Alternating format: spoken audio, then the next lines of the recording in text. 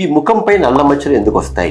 చాలా మంది లోపల బైక్ రైడింగ్ చేసేటువంటి వాళ్ళు సన్లైట్కి అధికంగా ఎక్స్పోజ్ అవుతూ ఉంటారు కనుక వాళ్ళలో సన్ ఎక్స్పోజ్ అవ్వడం చేత సన్ ట్యానింగ్ అవుతుంది. ట్యానింగ్ అయినప్పుడు ఈ ఫేస్ పైన నల్లబడేటువంటి అవకాశాలు ఉంటాయి. కొందరిలో పీడిఎల్ లైన్స్ అంటాం. పీడిఎల్ అంటే పిగ్మెంటెడ్ డిమార్కేటెడ్ లైన్స్ అంటాం. ఇది జెనెటికల్గా వచ్చేటువంటి కండిషన్. ఇది ముఖ్యంగా కంటికి ఇరు ప్రాంతంలో ఉన్నటువంటి స్కిన్ మాత్రమే నల్లబడుతూ ఉంటుంది అనమాట. అలాగే అది కాలక్రమేణా గ్రాడ్యువల్గా డార్క్ అవుతూ ఉండి అది ఇంకా కొంచెం కిందికి స్ప్రెడ్ అయ్యేటువంటి అవకాశాలు ఉంటాయి. సో దీనిని పిగ్మెంటెడ్ డిమార్కేటెడ్ లైన్స్ అని చెప్పేసి అంటూ ఉంటాం.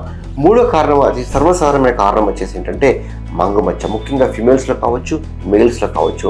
ఇక చీక్స్ పైన, నోస్ పైన, చిన్ పైన, అప్పర్ లిప్ కావచ్చు, నుదుటి పైన కూడా ఇక మంగుమచ్చలు వచ్చేటువంటి అవకాశాలు ఉంటాయి. దీనిని మెలాస్మా అని చెప్పేసి అంటూ ఉంటాం. కొన్నిసార్లు ఇవి కాకుండా లైకెన్ ప్లానస్ పిగ్మెంటోసిస్ అనేటువంటి ఒక కండిషన్ ఉంటుంది. అది కూడా ఒక బ్లూయిష్ టింజ్లో ఇక ఫేస్ పైన పిగ్మెంటేషన్ వచ్చేటువంటి అవకాశాలు ఉంటాయి.